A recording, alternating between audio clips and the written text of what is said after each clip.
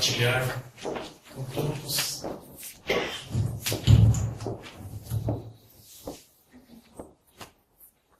de nossa imensa alegria, júbilo no coração, por estar esta noite na casa de Francisco, aquele que Manuel Filomeno de Miranda e tantas obras, tantos outros trabalhadores da doutrina espírita, trabalhadores da luz, carinhosamente se referem como o pobrezinho de Assis. Essas boas-vindas a todos os irmãos que são trazidos também por esses trabalhadores da luz, das diversas áreas da espiritualidade, para compartilhar das reflexões que esta casa faz. Assim, elegemos para a nossa reflexão desta noite este tema que para nós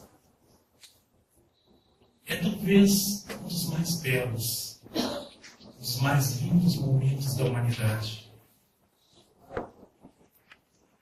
Este momento já está grafado no éter para toda a eternidade. Nas escolas da espiritualidade, onde já passamos e volvemos a cada nova arrumada, assistimos estes eventos e reassistimos.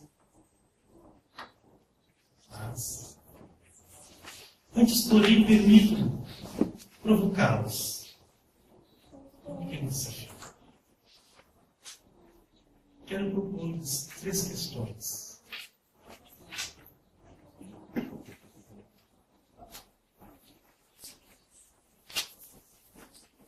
3 simples perguntas.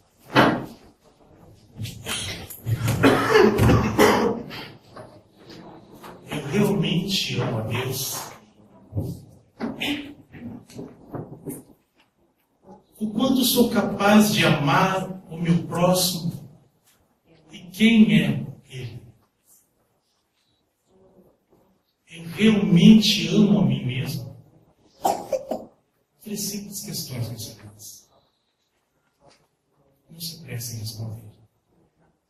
Não façam instintivamente. Aparentemente, somos forçados a imediatamente pronunciar uma resposta. E se fizermos, talvez estejamos muito errados. Guardemos este ímpeto de resposta e vamos nos estender ao longo das reflexões para então, no final, vermos a elas as questões. Quero convidá-los a um exercício. Quero compartilhar com todos um pequeno exercício.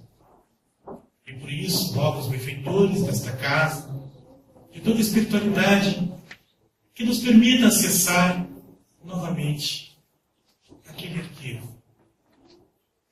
Vamos viver um trecho da história. Vamos fazê-lo de uma forma muito diferenciada. Não será projetado nesta tela, mas em outra tela.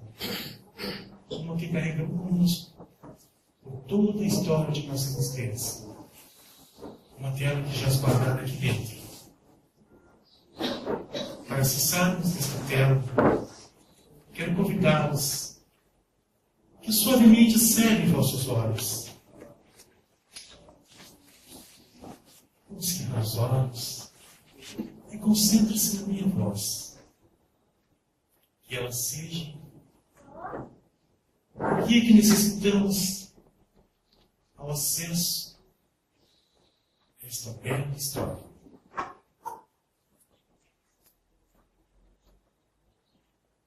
Vamos imaginar, plasmar mentalmente diante de nós uma imensa tela, uma tela de um cinema. Estamos de pé diante da tela.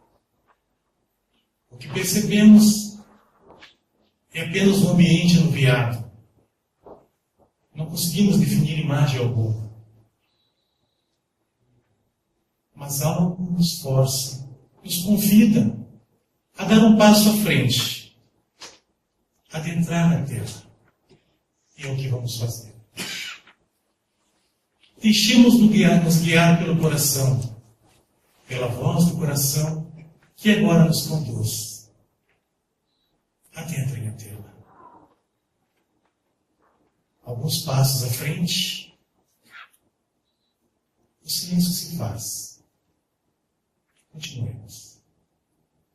Percebemos que as nuvens começam a se dissipar lentamente.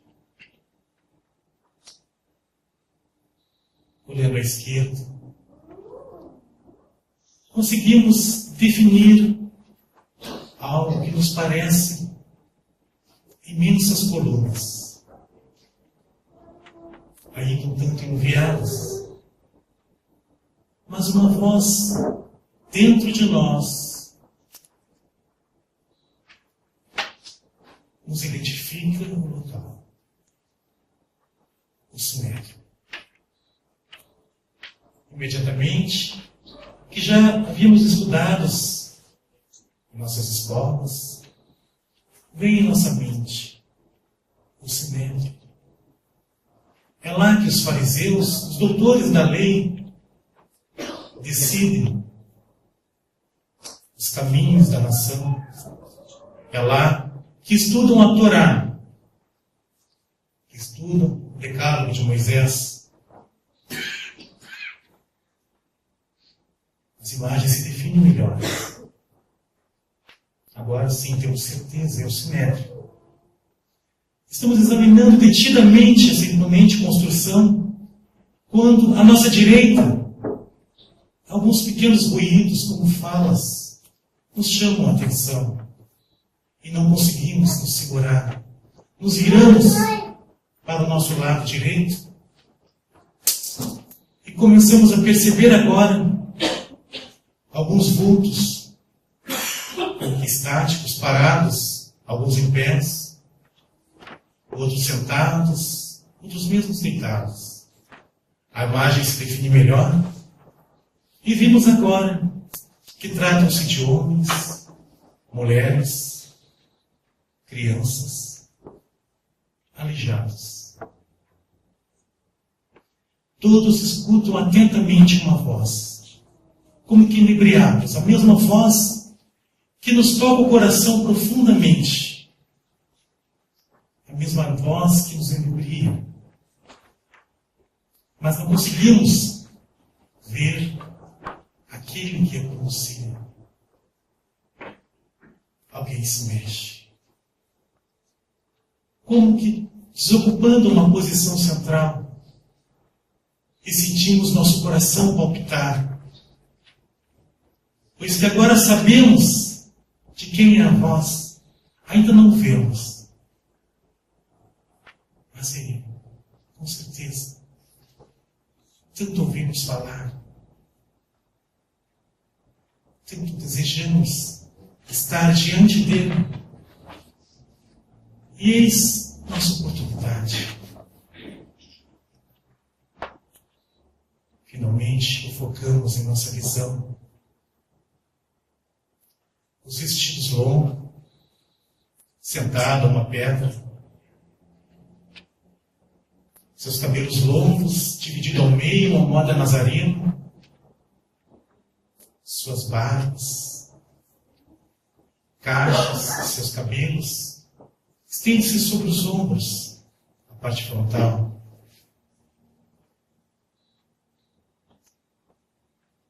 De seu rosto, quase que angelical, pois muitos dizem parecer-se muito com sua mãe, Maria, considerada uma das mais belas donzelas e depois uma das mais belas mulheres, transfiguradas que ele, com tanta luz, certa seriedade, mas ao mesmo tempo muita paz emanava daquele rosto. E por um instante, ele ergue o olhar, como se nos visse, cruzando com o nosso. Somos tomados por uma sensação tão gostosa. Sentimos-nos como crianças. Desejamos cair de joelhos ao chão, chorar, pedir perdão por tantas coisas que fizemos, pensamos, dizemos. Mas não vemos, por momento algum, dele um olhar de reprovação, ao contrário, apenas emanando a paz. Mas ruídos à nossa esquerda nos chamam a atenção novamente. E quando nos voltamos à esquerda, às portas do Sinédrio, agora vemos os doutores da lei ali reunidos. Identificamos pelas vestes, as vestes imponentes, aquele olhar de sapiência, como que sabedores de todas as respostas. Olham para o outro lado da rua, apontam, discutem entre si. Não conseguimos entender o idioma, mas sabemos do que se trata. Acompanhamos então um deles despedir-se do pequeno grupo e ir em direção ao Rabi.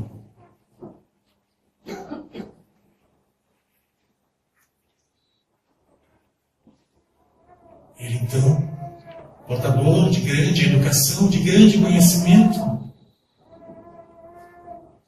dirige-se educadamente àquele que fala.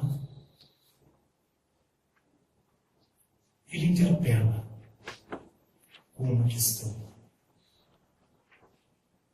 A questão que marcou o princípio da normativa, não apenas à humanidade, mas a todas as humanidades que se seguirão ainda no porvir, e todas as humanidades de todas as terras, de todos os mundos. Provoca ele, o mestre, ainda que o fazendo com toda a educação,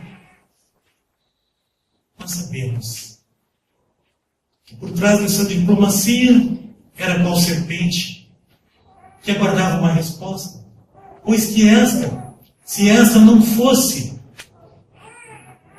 estivesse em harmonia com a grande lei, com a lei de Moisés, ele seria apenas um enganador. E a polícia seria chamada, o aguardo, para retirá-lo de lá. Talvez apenas um baderneiro. Então,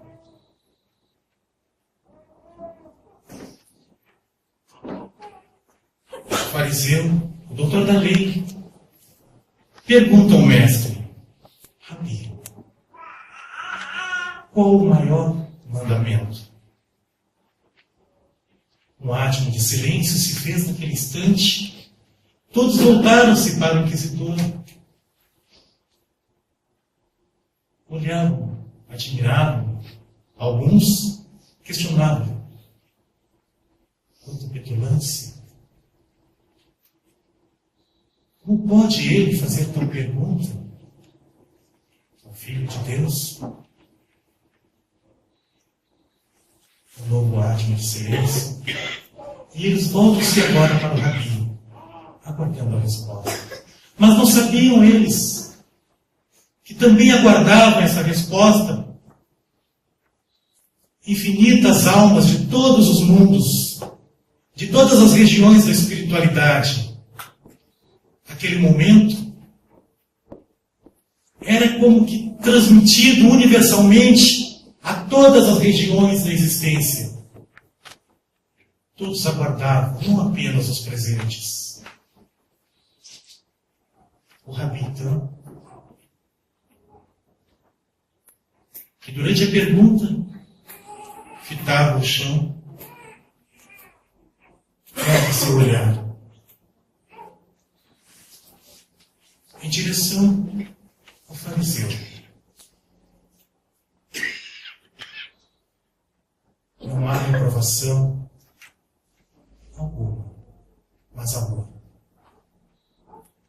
Também dirige o olhar àqueles que estão em torno, as mulheres, as crianças, os aleijados. olhando-os com o mesmo carinho. E também a nós que presenciamos de longe. Como um espectador imparcial.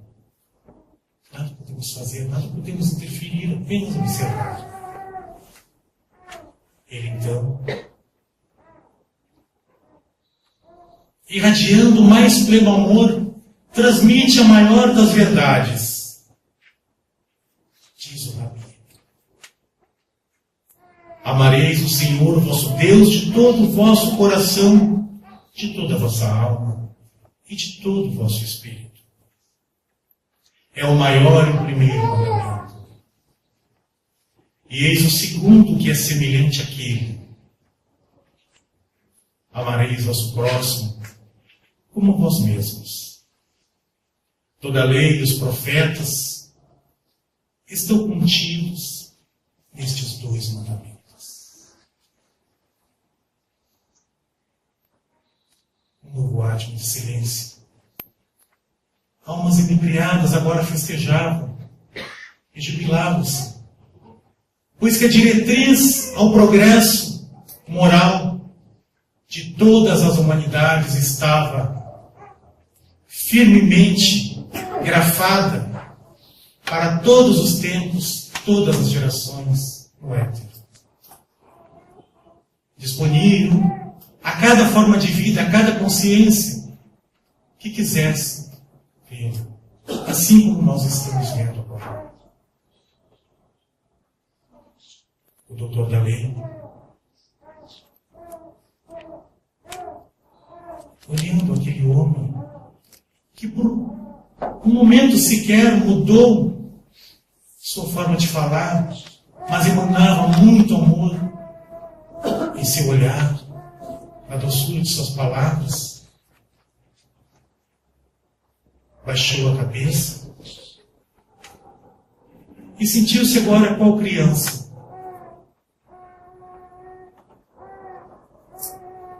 Pensava ele que talvez tivesse ofendido aquele que poderia ser chamado de amor, aquele que tanto ele ouvira falar, mas não acreditava. Conjecturou por algum momento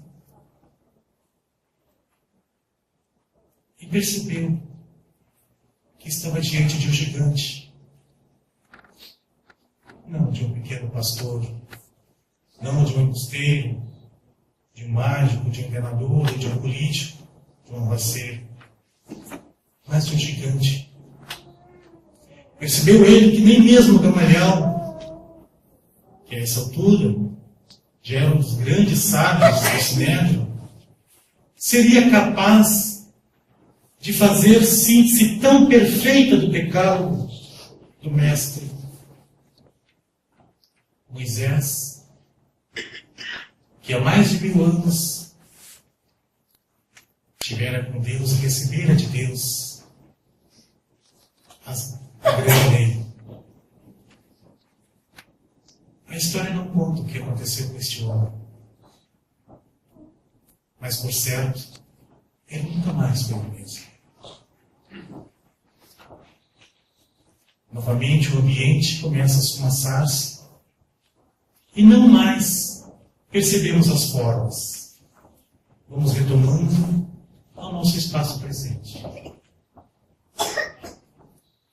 Por alguns momentos, meus irmãos, abramos nossos olhos.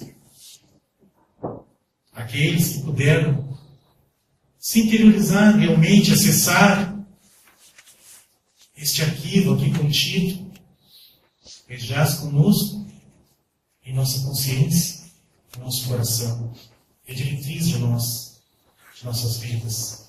Aqueles que o fizeram com perfeita atenção, entenderam o que se passou aqui agora. Mas, como nosso propósito aqui é o estudo, a reflexão, e não vamos desrespeitar o Mestre, se assim o fizermos,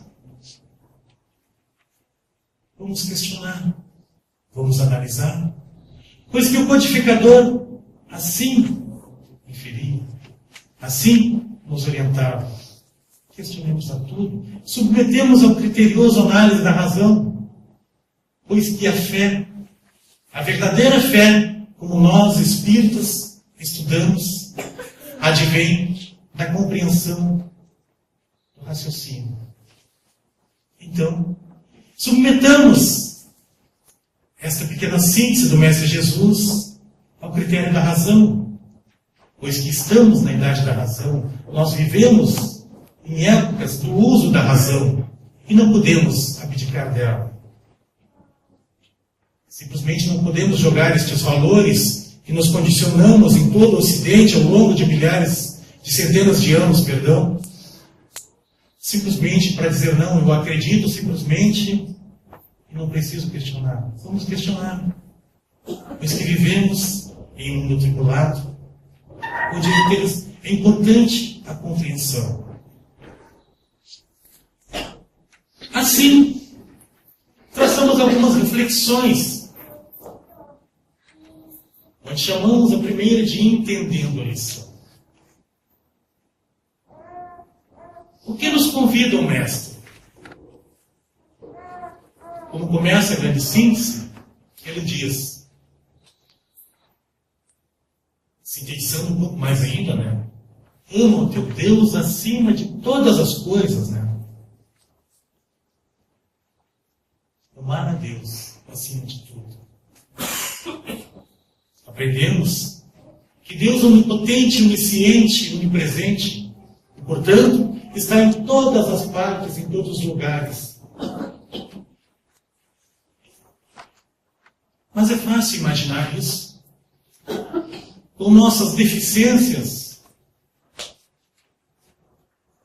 de localização espacial que temos, pois apenas conseguimos compreender geralmente apenas 3 dimensões do espaço, no máximo 4, né? 3 dimensões que fazem o ambiente que vivemos. Uma quarta que é a dimensão temporal.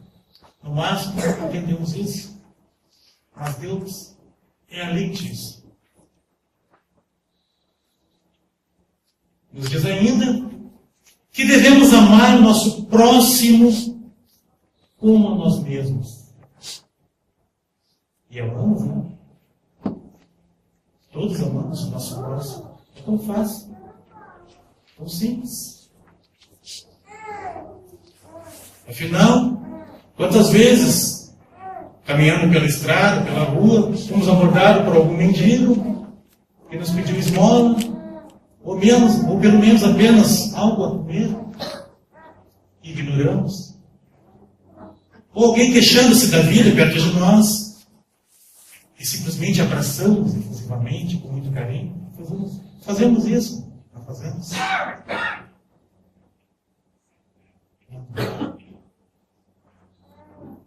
E ele termina o ensinamento dizendo que devemos amar a nós mesmos. E nós amamos assim, né? Que bom se aprendêssemos a nos amar desta maneira. Que bom se, enquanto crianças, nós aprendêssemos a nos autoabraçar e sorrir. E dizer isso, eu me amo. E nós fazemos, né? Temos que ser levados. Mas para a criança não tem esse tipo de pensamento. Enquanto criança, não temos os nossos preconceitos, e se ensinássemos nossas crianças esses valores, seguramente seríamos todos adultos bem resolvidos. Mas Joana de Ângeles, benfeitora espiritual de Divaldo Pereira Franco, grande tribuno da espiritualidade, em uma de suas obras, se não me falha a memória, O Ser Consciente, ou O Homem Integral, tanto faz, importante a mensagem, nos diz ela que, dado nossas deficiências morais, nossas deficiências de entendimento,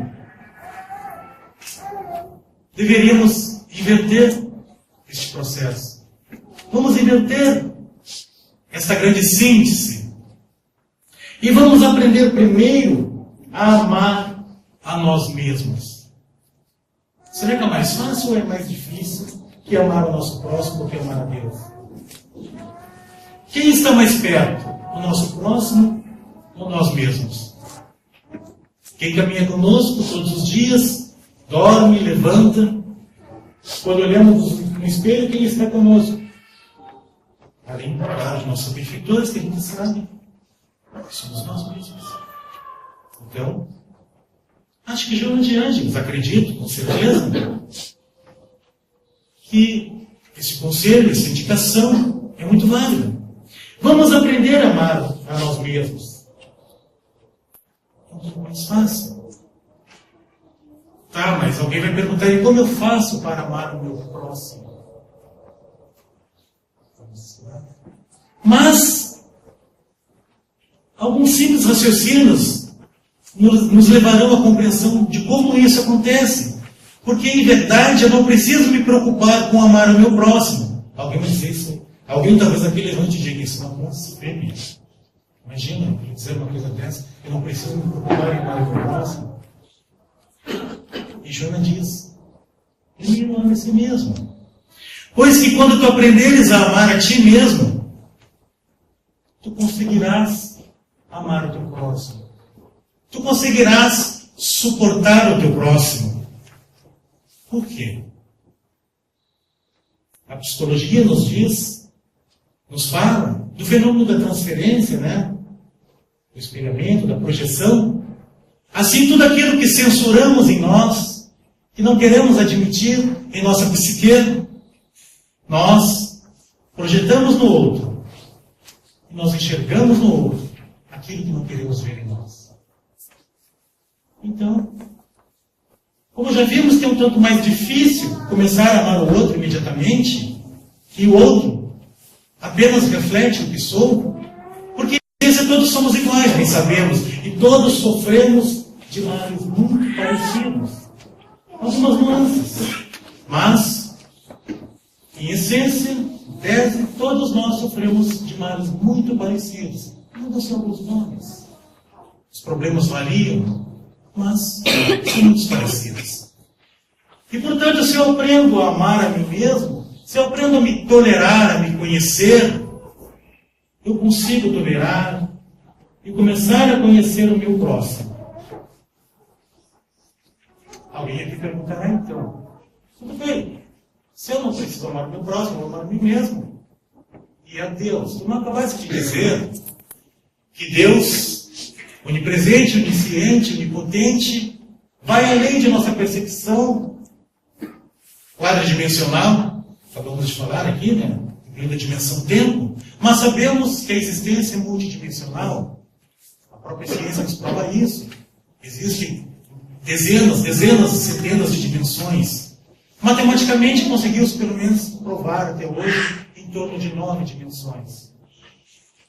Mas isso matematicamente com nossos parcos recursos de conhecimento de ciência.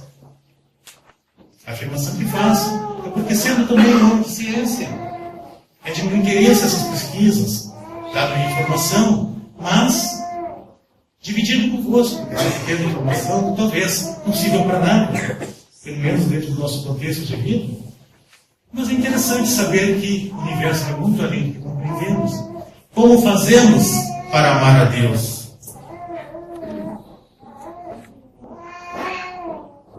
Eis o resultado da equação. Será que é verdade? Amar a Deus não é uma causa. Amar a Deus é uma consequência. É um efeito.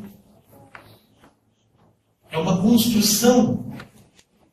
Porque senão eu não realmente amarei a Deus. Dizer que amo a Deus, e por isso foram feitas aquelas questões que voltaremos ao final, é muito fácil, né? É só articular a palavra.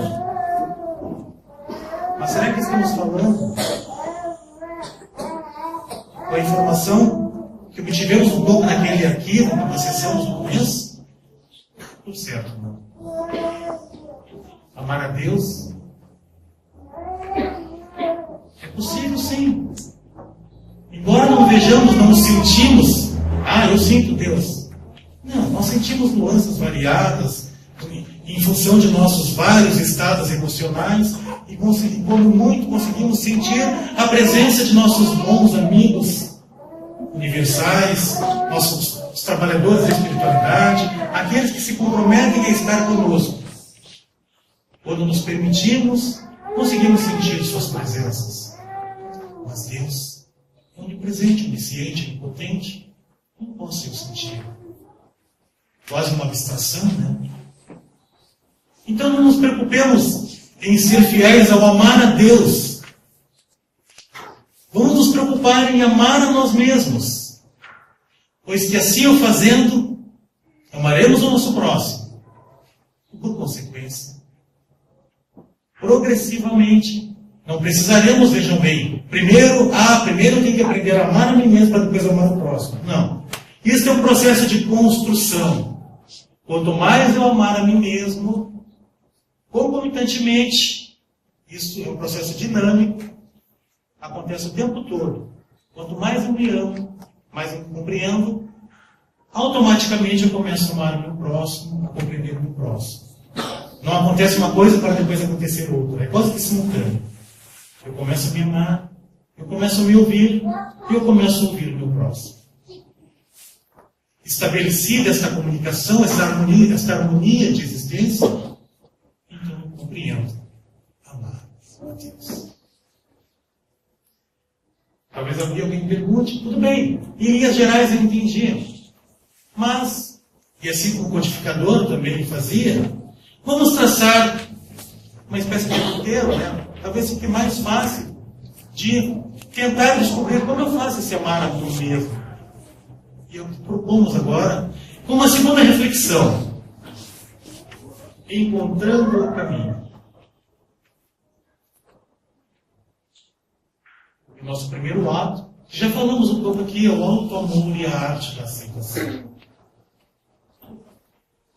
Do auto-amor. Todos nos auto-amamos, né? Todos nos auto-aceitamos, né? Já consigo conviver bem com o meu narizinho protuberante, com a minha orelhinha mais comprida? Isso não é motivo ainda para mim de incômodo? Ou de repente, alguma comparação que faça com alguém a quem eu julgue belo, bonito, maravilhoso, e eu digo, eu nunca vou ser assim. Não consigo me aceitar porque eu tenho uma pinta bem no meio do nariz, desculpe, bem no meio da bochecha, em qualquer lugar que isso me incomoda. Devemos lembrar sempre que sou, não é por acaso. Este veículo que aqui vos fala, além de um corpo material, é movido por uma consciência, por eu, Espírito. Não é meu Espírito que vos fala, mas eu, Espírito, que vos fala. E eu, Espírito, utilizo-me desta roupagem tão maravilhosa, cedida pela divindade. Mas, como posso fazer isso? Há 5 séculos antes do advento do Cristo, em terras do Oriente, um grande espírito de escola, a serviço também do Mestre Jesus, já tivera na Terra e trazia algumas nobres verdades, mas entre elas também, entre os seus ensinamentos, costumava ele dizer que devemos sintonizar-nos no presente, pois é a única coisa que existe real, é o presente.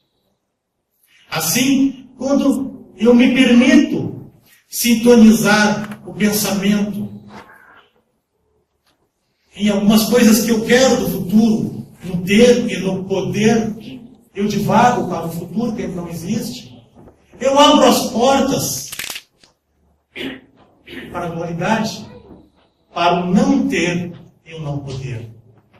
E João nos fala, em seus ensinamentos, da sombra, o medo. Eu abri as portas ao não ter e ao não poder, e, portanto, eu tenho que conviver agora com o medo. O medo de não dar certo, o medo do futuro.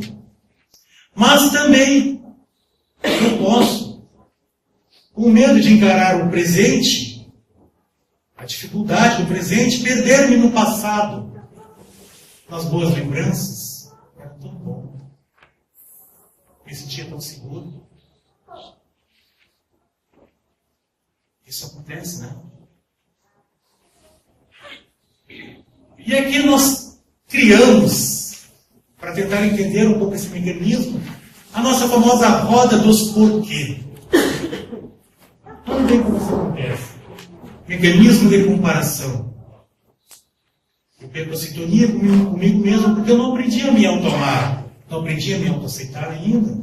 Então, quando eu olho para o meu vizinho, que durante 10 anos da sua vida, morando em frente ao outro lado da rua, morou em uma casa simples, trabalhador como eu, mas que de um dia para o outro começa uma construção e ao longo de alguns meses está com uma pequena mansão bonita construída, fruto de seu trabalho. Não sabemos o quão exaustivo foi, ou ainda que, sei lá, os recursos sejam duvidosos, não importa. Mas eu olho para o meu vizinho que constrói uma casa linda e eu me pergunto, por que eu não posso ter uma casa assim? Por que eu trabalho tão exaustivamente, minha esposa também, e não conseguimos juntar condições de criar uma casa dessa forma? E ele conclui sua casa com uma linda piscina e na semana seguinte estaciona o carro do ano. Ou a motocicleta. Novamente eu me pergunto, por que não eu? Por quê? Ele começa a presentear seus amigos com presentes caros. Tudo que eu queria poder fazer, dar a um amigo, a minha esposa, de repente aquela televisão que ela tanto queria, de 52 polegadas, para botar na sala. Ou as crianças, os jogos, as novidades. Eu não posso. Por que não? E eu me entristeço, porque eu não encontro respostas. Relaxo, retomo minha vida e novamente me deparo com situações que vão me levar à comparação. E eu me questiono, por quê? Por quê?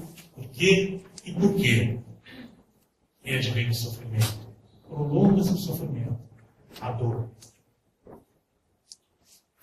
E com isso, a baixa estima, a baixa autoestima.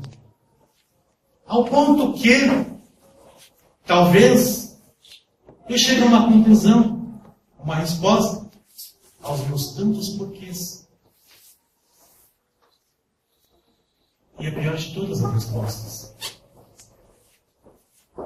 Pior ainda, vamos agravar um pouco mais essa situação. Nós, trabalhadores, estudantes da Casa Espírita, digamos que este personagem ao qual nos referimos seja também nosso amigo.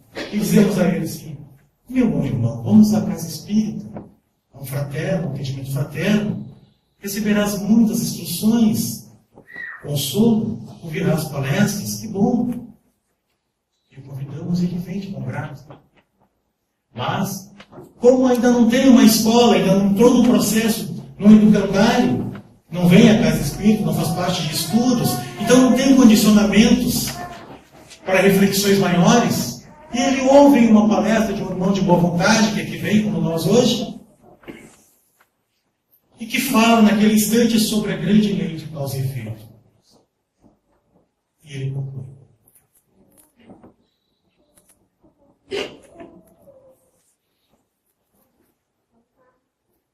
Talvez eu não mereça isso. Talvez eu tenha feito coisas terríveis, prejudicado tantas pessoas, e eu não mereça o conforto. Isso é uma verdade, sim. Podemos dizer, com base no que temos estudado na doutrina dos Espíritos, que é uma verdade, que estamos sendo punidos? É um fato? Não. Porque se o fosse, estaríamos contrariando a premissa inicial de que Deus é soberanamente bom e justo. E, portanto, Deus não pune ninguém. Não estamos sendo punidos. Todos viemos aqui, a esta encarnação presente e a tantas outras que já tivemos, com potencialidades incríveis.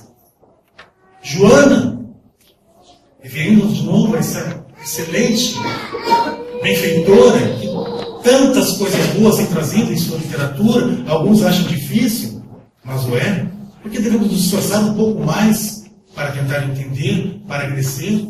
Ela justifica isso de volta. Joana coloca aqui, a maioria de nossos problemas somos nós que criamos, né? As nossas dificuldades vêm de um processo de educação que, por mais boa vontade que nossos pais tenham tido e tiveram, e devemos amá-las cada vez mais pelo seu esforço, mas não puderam nos ensinar tudo que deveriam ou poderiam. Todos falhamos em nossa caminhada e não vamos julgar isso como uma falha que deva ser julgar, bater uma tela em cima, você falhou na minha educação. Não. Vimos aquela foto daquele menininho se abraçando. Que bom se todos pudéssemos ser criados assim. E como não conseguimos ser, nós temos algumas dificuldades de expressão, de efetivamente trazer para fora nossa essência criativa. Somos espíritos potencialmente perfeitos, perfectíveis. Viemos para resplandecer a cada existência, ter desafios, mas acabamos nos inibindo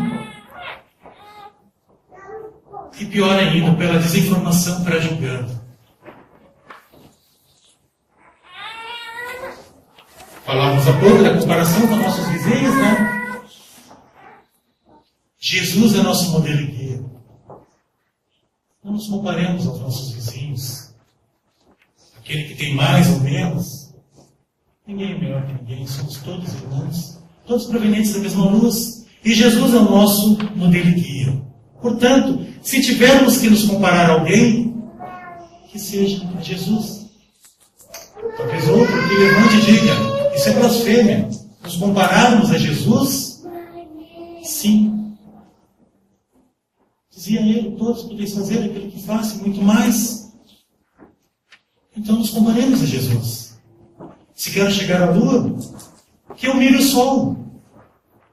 Aí então eu conseguirei chegar à lua. E o sol resplende luz para o mundo. Apenas concluindo essa reflexão, o passado é apenas recordação. E o futuro eu construo momento a momento no presente. Não percamos o nosso futuro olhando perdido no tempo, futuro ou passado. Vivamos o presente. Mas, já que encontramos o caminho, vamos praticar o caminho, né? Praticamos este caminho do autoconhecimento, do auto-amor, pela observação dos bons hábitos. Alguém perguntará: o que são bons hábitos aqui? Bons hábitos, segundo o nosso entendimento, são todos aqueles que contribuem para a minha saúde física, mental e espiritual. Temos praticado os bons hábitos diariamente? Temos cuidados desse lindo invólucro, cedido amorosamente pela divindade? Temos conferido-lhe a dosagem de exercícios necessária? Afinal, é uma máquina orgânica. Mentalmente, o que estamos trazendo como alimento às nossas mentes? É com o alimento que ingerimos pela mente, através dos olhos, que crescemos ou destruímos. E o alimento espiritual? Hoje estamos colhendo aqui o alimento espiritual.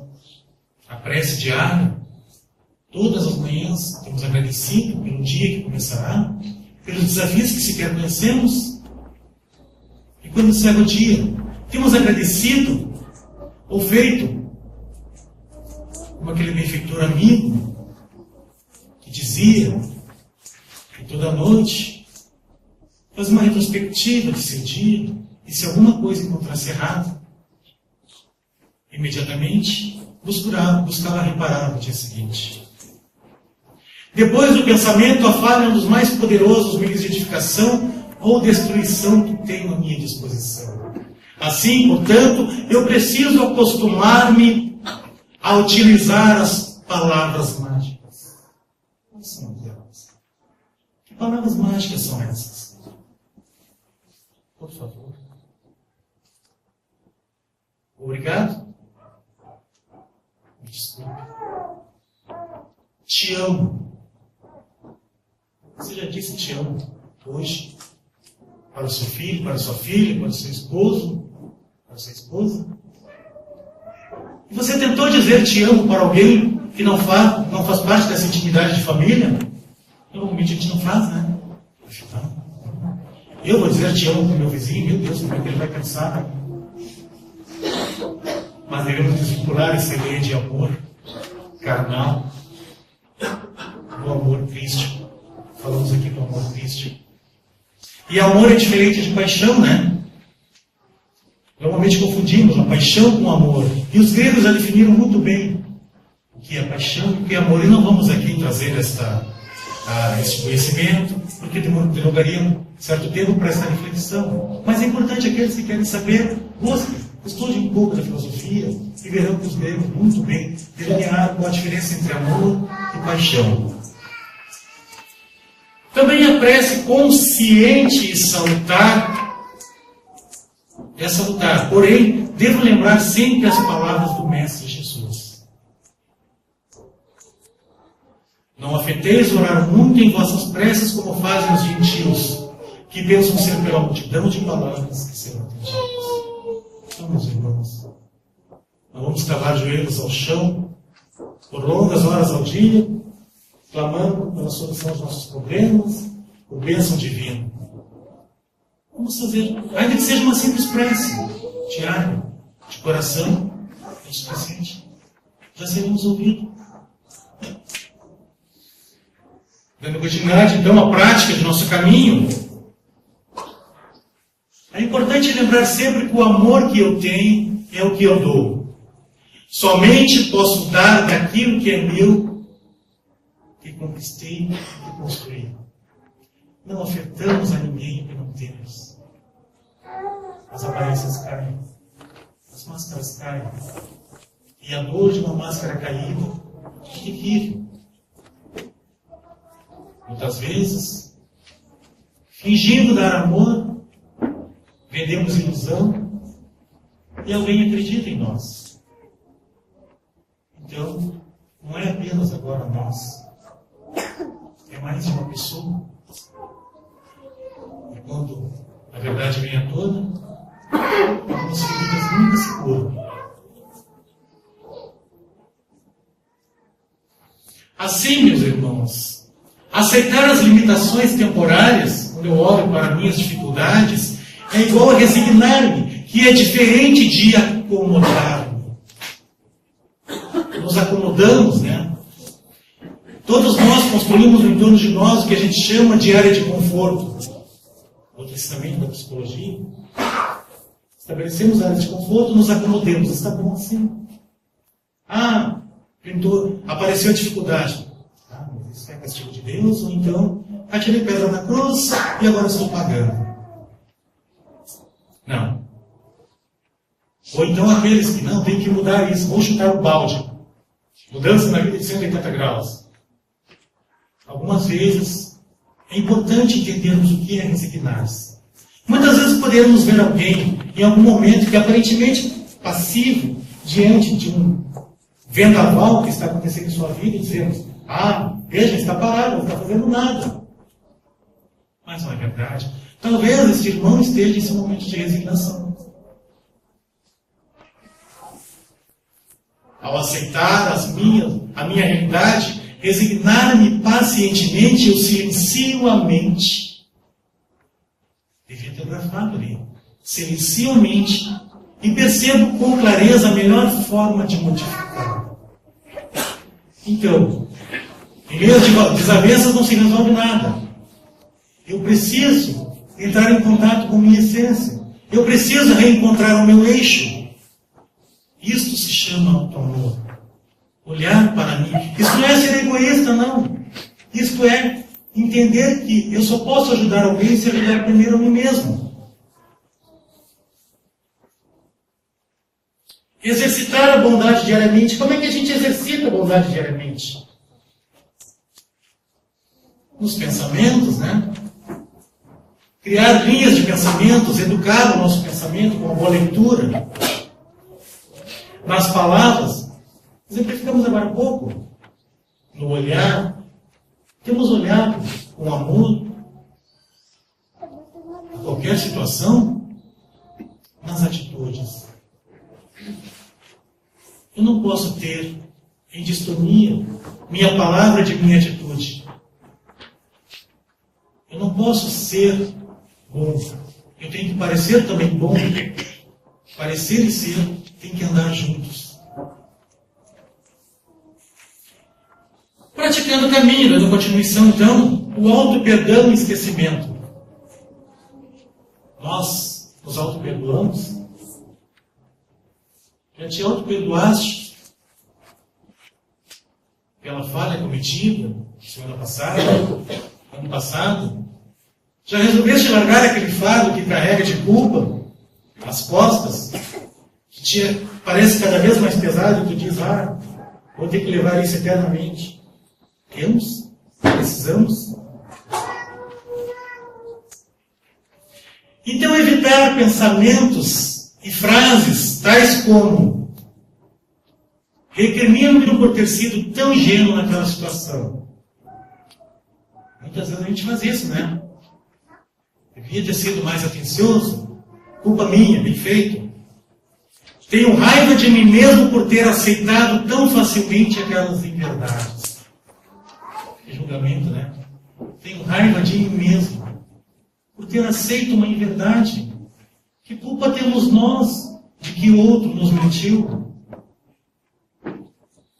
Não consigo perdoar, pois pensei que ele não era uma verdadeira. A famosa lavação de roupa suja, eu te dei uma segunda chance. Eu pensei que tu ia mudar e tu não mudasse. O outro que tem que mudar só. Será que não era a nossa posição que deveria ter sido revista? E será que fomos nós que demos a segunda chance? Ou foi a outra pessoa que nos deu uma chance? E nós interpretamos como nós temos dado a chance. Lembrar diariamente que sou um espírito que traz o germe da perfeição relativa. Porém, o erro faz parte do processo de aprendizado rumo à perfeição. Todos erramos, meus irmãos. E vamos errar, e vamos reencarnar e continuar errando. Porque nós crescemos assim. É com o erro que crescemos. Os acertos são muito bons, é claro. Mas o que nos abre a atenção, o que nos tira daquela zona de acomodação, é justamente a insatisfação. Muitas vezes o erro. Olhamos a situação com um pouco mais de atenção e entendemos que isto precisa ser mudado. Isto incomoda. E vamos mudar para melhor sempre. Então somos seres perfectíveis. Lembrando novamente que o passado pertence ao passado. Vamos deixar o nosso fardo.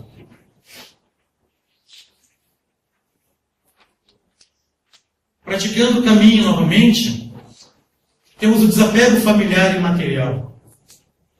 Agora, a conversa vem para dentro de casa, né? Desapego familiar. Você me pertence. Você é meu filho, porque eu te trouxe ao mundo. Se não fosse por mim, você não estava aí. Você tem que agradecer a mim. Quando você estava desempregado, eu sustentei a casa. Então você me deve. Desapego.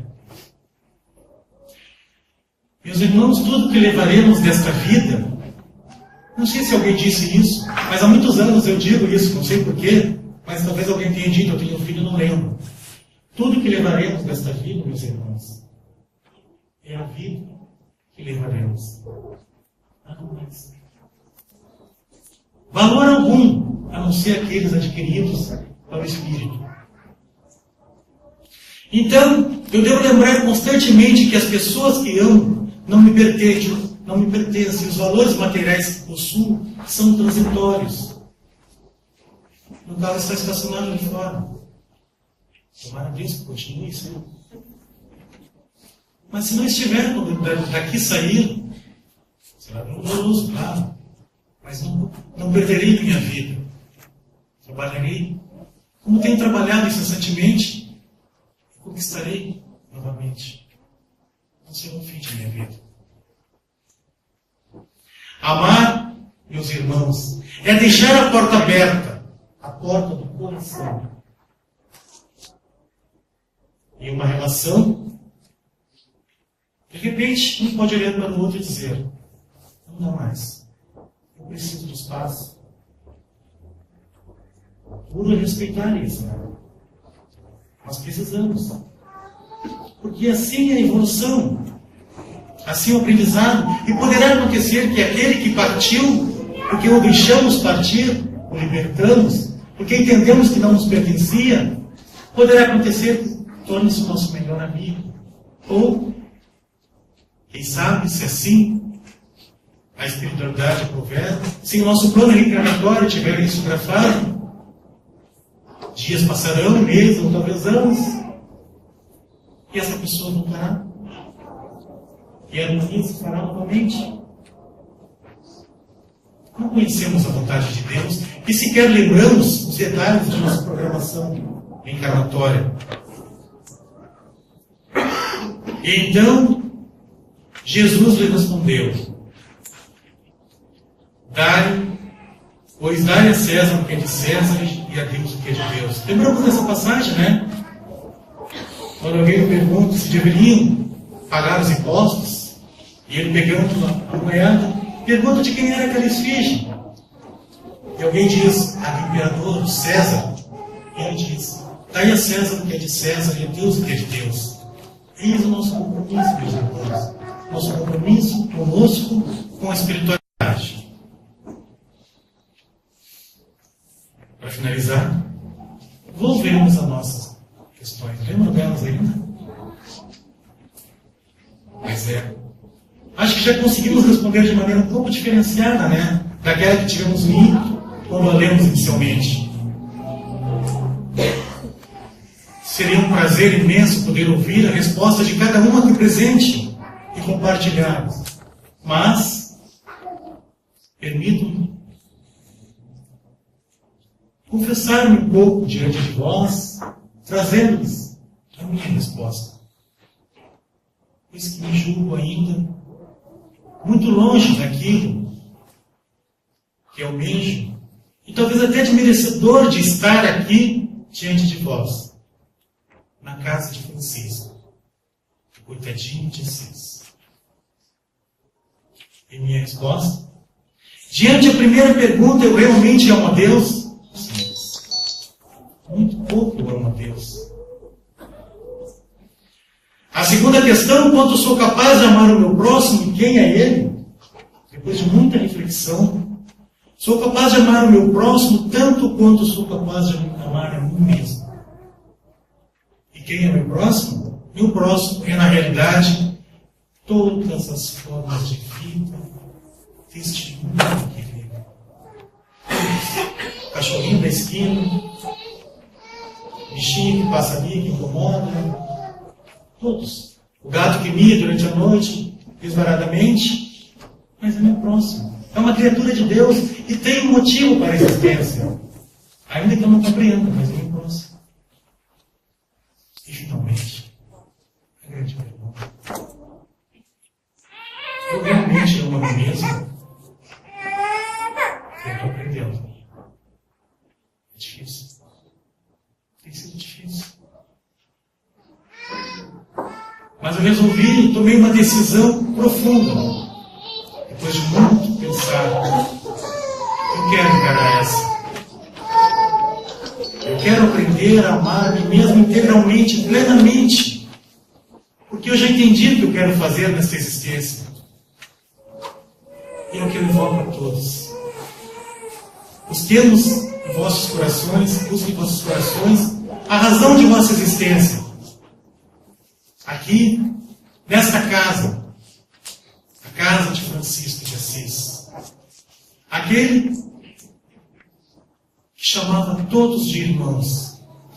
Aquele cuja consciência se irradia pela espiritualidade, pelo mundo afora, e impregna as paredes desta casa, acolhendo a todos que aqui entram. Ele nos diz: somos todos irmãos. E relembra a cada dia o ensinamento do Cristo. Não vou nem dizer o amar a Deus aqui, que nós sabemos que é uma consequência. Mas ama o teu próximo como a ti mesmo. É essa a nossa mensagem desta noite, senhores. Muito obrigado pela oportunidade